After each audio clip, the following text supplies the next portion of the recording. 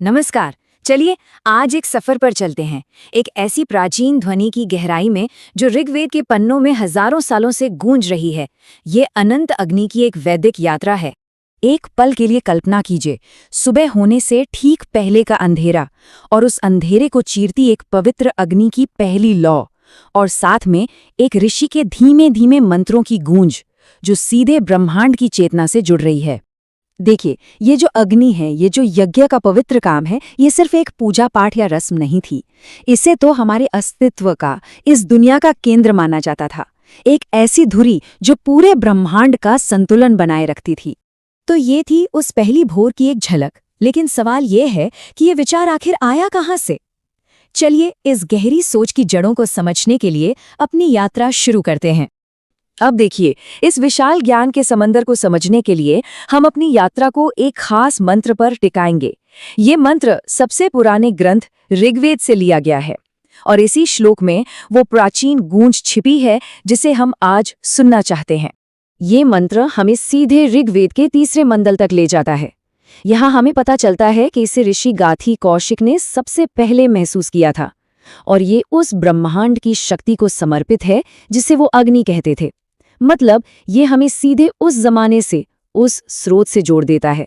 कोई भी मंत्र वो सिर्फ शब्दों का एक झुंड नहीं होता है ना, उसकी एक पूरी बनावट होती है, ध्वनि की परतें होती हैं। चलिए इस पवित्र मंत्र को परत दर परत खोलते हैं और इसमें छिपे गहरे मतलब को खोजते हैं। ये मंत्र कोई मामूली चीज नहीं है, ये तो एक जीती जागती आवाज है। ये अग्नि से ज्ञान, शक्ति और खुशहाली की प्रार्थना है। और ये खुशहाली सिर्फ बाहर की नहीं, बल्कि अंदर की, यानी आध्यात्मिक खुशहाली भी है। तो पहला शब्द है अग्नि। अब देखिए, अग्नि का मतलब सिर्फ वो आग नहीं जो हम देखते हैं। ये हमारे अंदर की जागरूकता की आग है, वो कॉस्मिक एनर्जी है जो हमारी भेंट को इस दुनिया से सूक्ष्म जगत तक पहुंचाती है। फिर आता है मनसा, जिसका मतलब है मन से। वेद में इरादे की ताकत पर बहुत जोर दिया गया है।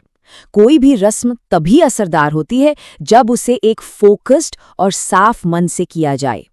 और फिर है राय, यानी धन। लेकिन रुकिए, यहाँ धन का मतलब सिर्फ पैसा या सोना चांदी नहीं था। वैदिक सोच में धन का मतलब था ज्ञान, एक अच्छा परिवार और मन की शांति, सब कुछ। तो हमने मंत्र के शब्दों को तो समझ लिया, पर ये एक बहुत बड़ी तस्वीर का छोटा सा हिस्सा है, और वो तस्वीर है यज्ञ। ये सिर्फ एक पूजा नहीं, बल्कि लेन देन का एक पूरा कॉस्मिक सिद्धांत है, एक फिलॉसफी है। और ये है यज्ञ का वो महान चक्र।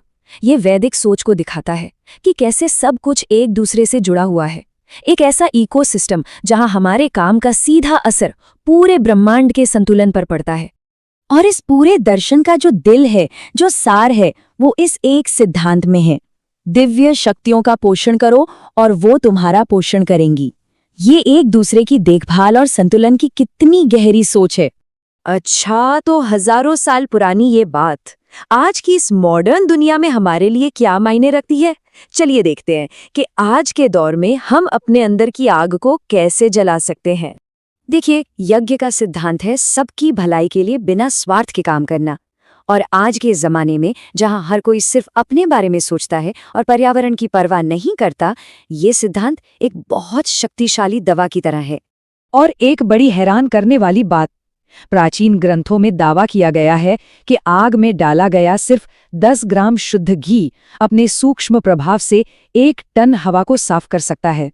तो फिर सवाल ये उठता है कि आज के इस भागदौड़ वाले जमाने में, जहां हमारा ध्यान 100 चीजों में बटा रहता है, हम अपने अंदर की इस आग को, इस फोकस्ड अवेयरनेस को कैसे जगाएं? हमने काफी कुछ समझा, काफी बातें की, पर असली यज्ञ तो भीतर होता है ना? तो चलिए एक आखिरी आहुति के लिए अब थोड़ा मौन की ओर बढ़ते हैं, अपने अंदर झांकते हैं। कहते हैं, यज्ञ का सबसे ऊंचा, सबसे पवित्र रूप वो है जब हम अपने भागते हुए मन को वापस उस गहरी खामोशी में, उस शांति में सौंप देते हैं। तो बस इस यात्रा की गूंज को अपने अंदर उतरने दें, एक गहरी खामोशी के साथ, शांति ही।